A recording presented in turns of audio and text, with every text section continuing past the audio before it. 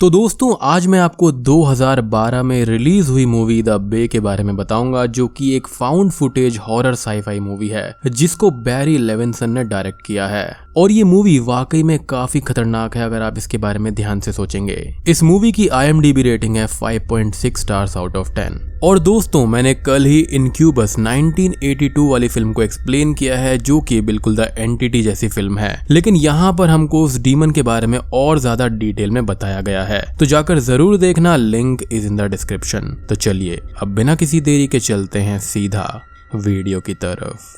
Movie की शुरुआत होती है डोना थॉमसन से, जो कि एक यंग रिपोर्टर थी। वो कुछ रियल लाइफ फुटेज और रिपोर्ट का इस्तेमाल करके यूएस गवर्नमेंट को एक बहुत बड़े हादसे के बारे में बता रही होती है, जो कि 4 जुलाई 2009 में क्लैरिज नाम के एक सी साइड चेसापीक बे टाउन से शुरू होता है। बेसिकली ये जो फुटेज है वो काफी टाइम पहले यानी कि 4 जुलाई 2009 के आसपास रिकॉर्ड की गई थी, लेकिन इसको कुछ टाइम बाद रिवील किया गया है। तो बेसिकली यहाँ पर हमको सारे इवेंट्स पास्ट के दिखाए जाएंगे। अब इस टाउन के अंदर रहने वाले सभी लोगों के लिए सबसे ज्यादा इम्पोर्टेंट वहाँ का पानी था, और लोगों की डिपेंडेंसी के साथ वहाँ की चिकन इंडस्ट्री वाले भी कहीं ना कहीं उस पर ही डिपेंडेंट थे।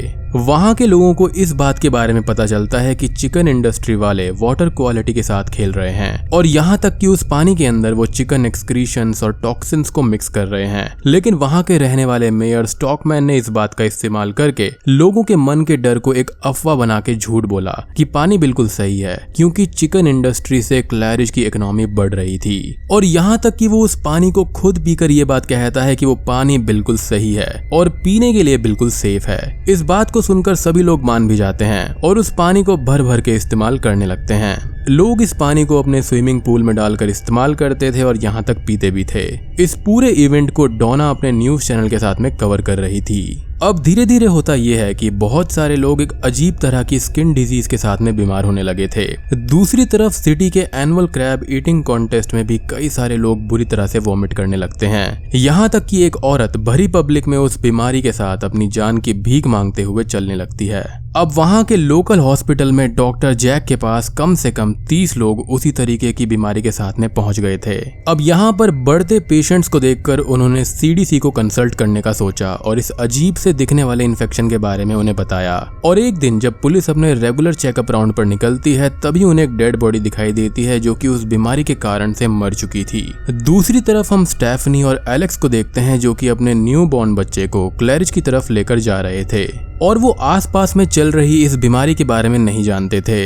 अब इस बीमारी के चलते धीरे धीरे लोग पुलिस और डॉक्टर को कॉल करना शुरू कर देते हैं। अब 2 ओशनोग्राफर्स बे की इस बढ़ती टॉक्सिसिटी को देखना चाहते थे, इसलिए वो उस वाटर बॉडी के अंदर से एक फिश को निकालकर उस पर एक ऑपरेशन करके उसकी अंदर की बॉडी को कैमरा के थ्रू देखते हैं कि आखिर वहाँ के एक्वेटिक एनिमल्स कैसे रह रहे हैं। तो जब वहाँ पर उस फिश को चेक किया जाता है तो उसके अंदर हजारों पैरासाइट मछली को अंदर से खा चुके थे, यहाँ तक कि उसकी टंग भी उनको नहीं दिख रही थी। और तब जाकर उनको ये पता चलता है कि ये पूरा पानी साइमोथोआ एक्जिगुआ नाम के एक पैरासाइट से भरा हुआ है, जो कि फिश को खाता है। लेकिन वो ह्यूमंस पर अटैक इसलिए कर रहे हैं क्योंकि वो म्यूटेट हो चुके हैं, जिसका कारण कुछ और नहीं बल्कि पानी के अंदर चिकन एक्सक्रीशंस और वहां पर टॉक्सिन्स का मिलाना था। बेसिकली ये पैरासाइट्स जो थे वो इवॉल्व हो चुके थे, और वो भी इस हद तक कि वो इंसानों पर भी हमला कर सकते थे, और वो बहुत ही ज्यादा जल्दी ब्रेथ कर रहे हैं एंड लाखों फिशेस को मार चुके हैं। ये सभी चीजें न्यूज में बहुत जल्दी से फैल जाती है।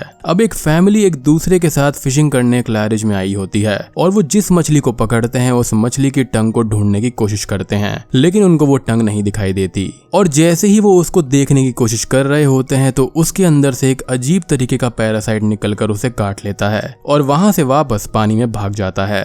डोना को 2 टीनेजर्स की फुटेज मिलती है, जिसके अंदर वो एक दूसरे के साथ में स्विमिंग करने क्लैरिज के पानी में आए होते हैं, और वो लड़की जैसे ही पानी में कूदती है उसे ऐसा फील होता है जैसे कि उसे कुछ काट रहा हो, एंड देखते ही देखते वो उसे पानी के नीचे खींच लेते हैं। अपनी दोस्त को बचाने के लिए वो लड़का भी पानी में कूद जाता है, लेकिन वो पैरासाइट उसको भी पकड़ लेते हैं और दोनों की बॉडी आज तक नहीं मिली। अब डोना वापस स्टेफनी और एलेक्स की फुटेज पर आती है, जहाँ पर वो दोनों एक दूसरे से बहुत प्यार करते हैं, और मस्ती मस्ती में स्टेफनी एलेक्स को उस पानी में धकेल देती है। दोनों ओशियनोग्राफर्स खुद भी उस पानी के अंदर जांच करते हैं, जहां पर उन्हें ये पता चलता है कि सभी पैरासाइट्स ने उस पानी के 40% एक्वेटिक एनिमल्स को मार दिया है। अब ये दोनों इस रिपोर्ट को मेयर स्टॉकमैन को भी भेजते हैं, लेकिन उनका कोई भी रेस्पॉन्स नहीं आता क्योंकि वो पैसों का लालची था। स्टेफनी अपनी मॉम को मैसेज करने की कोशिश कर रही थी, लेकिन उसकी मॉम कोई मैसेज रिसीव नहीं कर पाती। लेकिन यहाँ पर एक ऐसा मैसेज होता है जो कि स्टेफनी रीड नहीं करती। उस मैसेज के अंदर उसकी मॉम ये बताती है उसके पिता का पैर उस इन्फेक्शन के कारण से निकाला जा रहा है,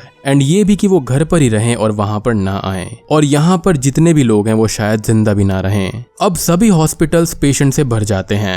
अलग अलग जगह के डॉक्टर्स जिनसे डॉक्टर जैक कांटेक्ट कर रहे थे वो धीरे धीरे ये समझने लगे थे कि ये एक केमिकल लीक के कारण से हो रहा है। डॉक्टर जैक उन्हें कांटेक्ट करते हैं और वहां उनको बताते हैं कि उनके सभी स्टाफ वाले वहां से भाग चुके हैं और वो अकेले वहां पर उन सभी लोगों की मदद करने के लिए रुके हुए हैं। लेकिन उन्हें ये नहीं बताया गया है कि वो खुद भी उस पैरासाइट से इन्फेक्टेड हैं। वो किसी तरह से लोगों की मदद करना चाह रहे थे और दूसरी तरफ लोग रोड पर आकर एम्बुलेंस का वेट करते करते ही मर रहे थे, लेकिन उनकी मदद करने के लिए कोई भी नहीं आ पाता। वहीं एक रोड पर स्टेफनी और एलेक्स भी आ जाते हैं और किसी से स्काइप की मदद से हेल्प मांगते हैं। तभी एलेक्स को ये रियलाइज होने लगता है कि उसके नेक पर वही इन्फेक्शन होने लगा है जिसके कारण वहां लोग मर रहे थे। इस चीज का इंस्पेक्शन करने वो दोनों ओशियनोग्राफर्स पानी में जाते हैं, जहां पर उन्हें आइसोपॉड्स दिखाई देते हैं और देखते ही देखते वो उन पर भी हमला कर देते हैं, जिसके कारण से दोनों की मौत हो जाती है। और तभी डोना ये बताती है कि जिस तरह से इन दोनों ओशियनोग्राफर्स की मौत हुई है उसी तरह से उन दोनों टीनेजर्स की भी मौत हुई होगी।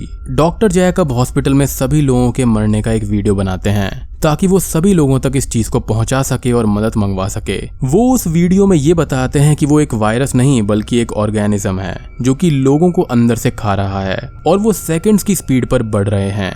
अब मेयर अपने एक पुलिस फ्रेंड के साथ में घूम रहे थे, तभी उन्हें रोड पर कई सारे लोग मरे हुए दिखाई देते हैं। इस वजह से वो एक पुलिस कार के बगल में रुकते हैं, जहां पर एक पुलिस ऑफिसर कंप्लीटली इन्फेक्टेड निकलता है और अपने उसी फ्रेंड को वहां से जाने के लिए कहता है, लेकिन दोस्त के ना जाने पर वो उसे और खुद को गोली मार लेता है। ये सभी चीजें मेयर के सामने होती हैं तो मेयर डर के गाड़ी से वहां से स्पीड में जाने लगता है और उसका एक्सीडेंट हो जाता है। वो एक्सीडेंट से तो बच जाता है, लेकिन लोगों की कमी होने के कारण से वो नहीं बचते। उन्हें अपनी मिस्टेक का रियलाइजेशन होता है कि उन्होंने लोगों की जान ली है। बेसिकली उनको टाइम से हॉस्पिटल नहीं ले जाया जाता। दूसरी तरफ एलेक्स को ऐसा लगने लगता है कि जैसे उसके अंदर कुछ चल रहा हो। वो अजीब तरीके से बिहेव करने लगता है, जिसे देखकर स्टेफनी और उसका स्काइप फ्रेंड बहुत ज्यादा डरने लगते हैं। एलेक्स कफ करने लगता है और उसके नेक के पास से वो पैरासाइट बाहर निकल कर आता है। तभी डोना ये बताती है कि वो पैरासाइट 4 जुलाई को ही सिर्फ 8 घंटे में एक कंप्लीटली ग्रोन पैरासाइट बन चुका था। उनकी म्यूटेशन अराउंड 75% की स्पीड में बढ़ चुकी थी। स्टेफनी वहां से अपने बच्चों को लेकर निकल जाती है और एक पुलिस कार में बैठ जाती है, जहां पीछे से कंप्लीटली इन्फेक्टेड औरत उसको पकड़ लेती है। लेकिन स्टेफनी सक्सेसफुल अपने आप को वहां से निकाल लेती है और अपने बच्चे को भी, एंड ऑब्वियसली डोना भी बच जाती है। तभी तो कई सालों के बाद में ये वीडियो सबके सामने आई है। तभी डोना ये बताती है कि लाखों आइसोपॉड्स यानी कि उस पैरासाइट को क्लैरिज के अंदर ज्यादा क्लोरीन डालने के कारण से मार दिया गया था, जिसके बाद से क्लैरिज अब बिल्कुल ठीक हो चुका है।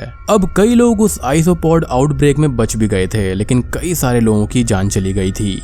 बट गवर्नमेंट ने पूरी दुनिया को ऐसा कहा कि वहां के हाई टेम्परेचर के कारण से ये आइसोपॉड बड़े थे, बल्कि ये सच नहीं था। गलती यहाँ पर मेयर की थी, जिन्होंने सिर्फ इकोनॉमी के चलते इतना बड़ा स्टेप उठाया, जिसके कारण लाखों लोगों की मौत हो गई, वो भी सिर्फ 8 घंटों में। अब यहाँ पर डोना ये भी बताती है कि शायद से इस वीडियो को दिखाने की वजह से उसको मारा जा सकता है।